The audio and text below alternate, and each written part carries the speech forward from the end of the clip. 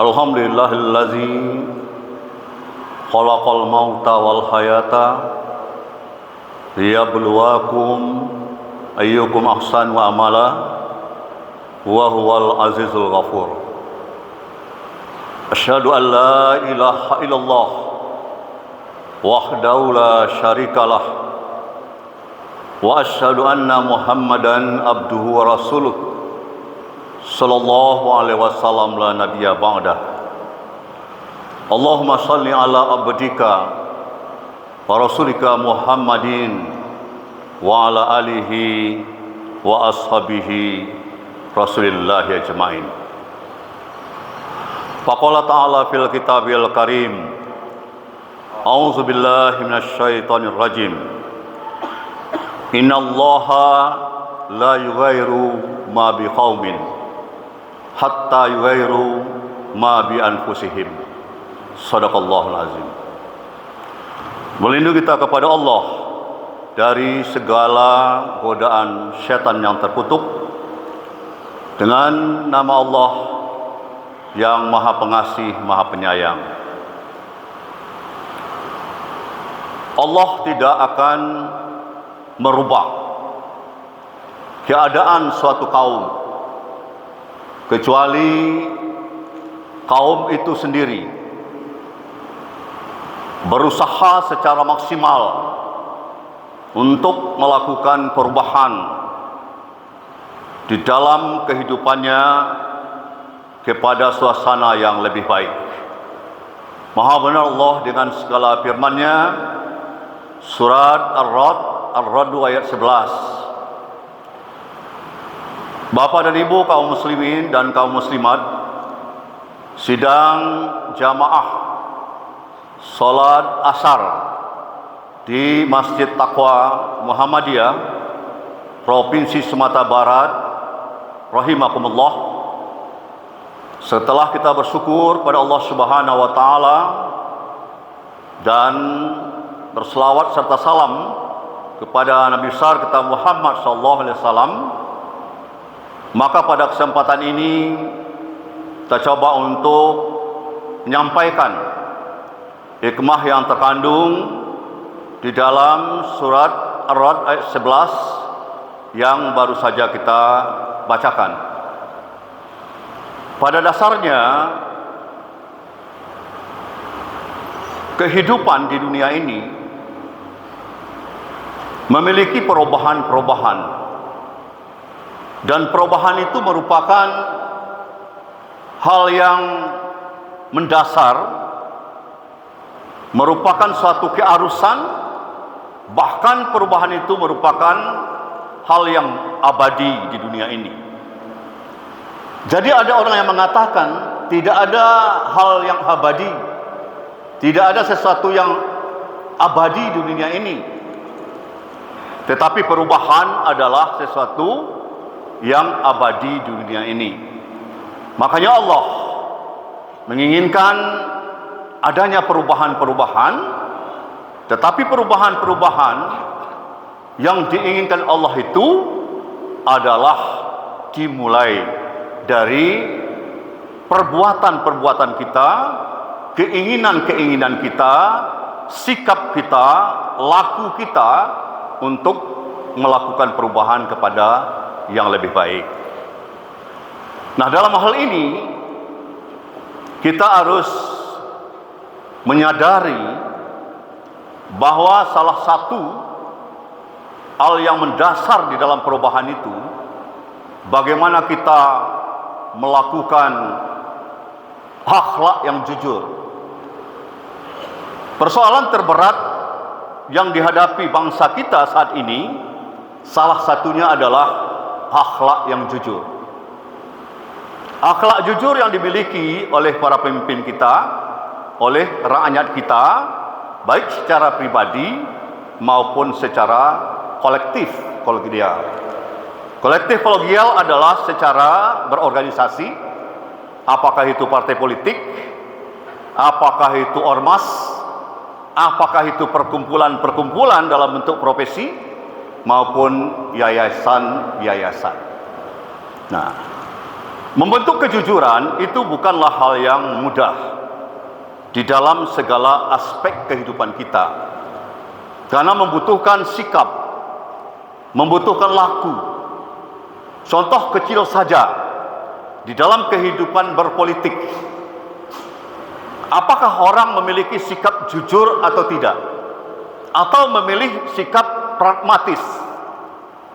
Ada yang memilih sikap pragmatis daripada sikap jujur. Ada yang memilih sikap jujur, tapi ada pula yang memilih dua-duanya. Ketika berkompetisi, ketika pilpres, pilpileg, pilkada, ya kita sudah pragmatis saja. Kalau perlu menghalalkan segala cara, money politik dan lain sebagainya. Nanti kalau sudah jadi, baru kita jujur. Nah, ini sikap laku. Sikap laku, akhlak yang jujur yang harus kita bangun.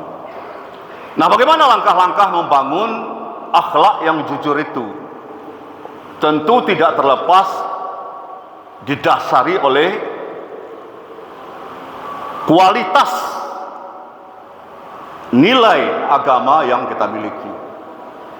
Kalau orang betul-betul memiliki nilai-nilai agama yang baik, akidah yang baik, ibadah yang baik, akhlak yang baik, muamalah yang baik, tentu dia akan bersikap jujur.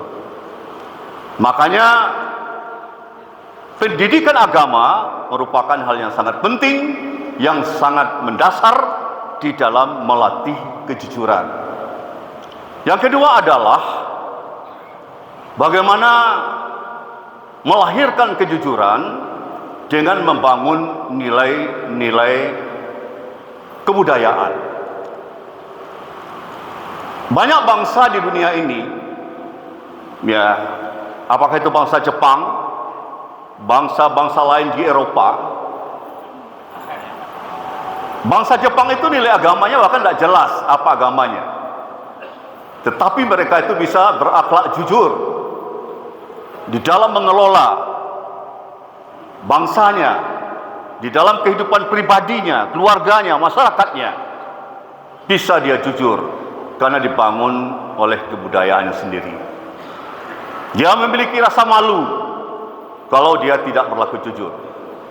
Dia memiliki rasa malu kalau dia curang.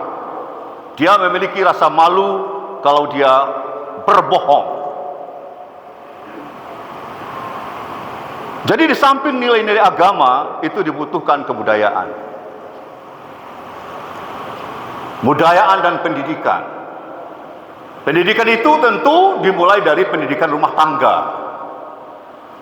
Karena pendidikan pertama dan yang utama itu menanamkan nilai-nilai agama, nilai-nilai adat istiadat, norma-norma yang berlaku dalam kehidupan masyarakat, itu adalah di dalam pendidikan keluarga. Kemudian pendidikan di perguruan atau pendidikan di sekolah-sekolah, itu juga harus bagaimana kita membudayakan anak-anak kita berlaku jujur.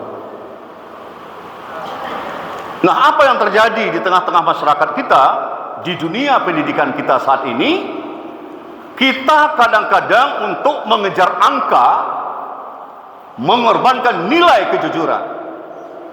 Bagaimana angka rapor, angka ijazah itu bagus dengan mengorbankan nilai kejujuran. Jadi kita lebih mengejar angka daripada nilai. Nah, makanya sekolah-sekolah ke depan itu hendaknya betul-betul menanamkan nilai-nilai kejujuran dalam berprestasi. Jujur dalam berkompetisi secara kualitatif. Tidak berkompetisi secara curang, tetapi adalah secara mutu, berkualitas. Tidak ada rekayasa. Nah, di samping nilai-nilai agama, budayaan, pendidikan itu, termasuk pendidikan di tengah-tengah masyarakat, itu juga nilai adat istiadat.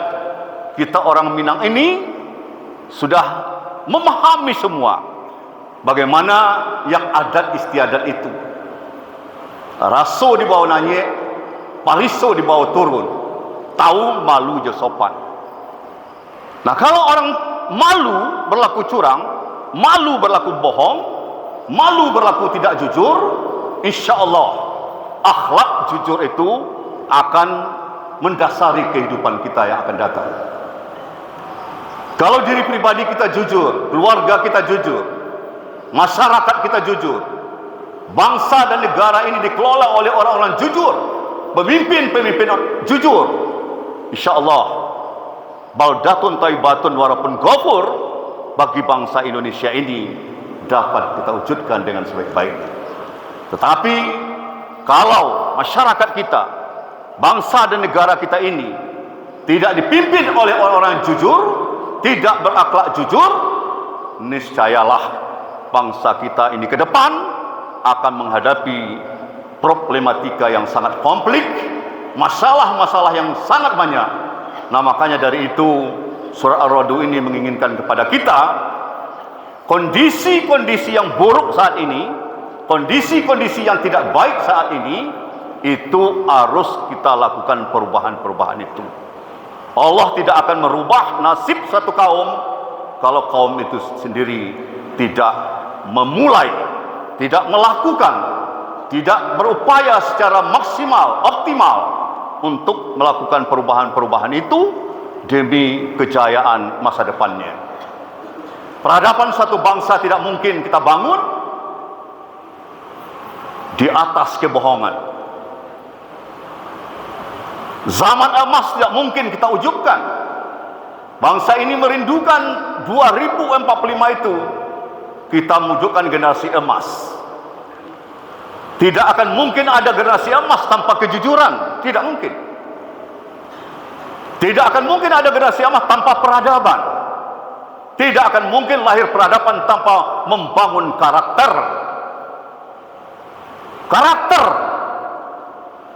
Karakter itu dibangun juga berdasarkan kebiasaan-kebiasaan yang baik, dilandasi pendekatan-pendekatan irfani, yaitu institusi, perasaan-perasaan hati nurani kita. Karena bicara soal jujur itu bicara soal hati nurani, maka pendekatannya adalah pendekatan afektif, pendekatan irfani, pendekatan perasaan. Tidak bisa hanya pendekatan kognitif, ilmu pengetahuan. Tidak hanya bisa pendekatan fisikomotorik, yaitu kemauan saja.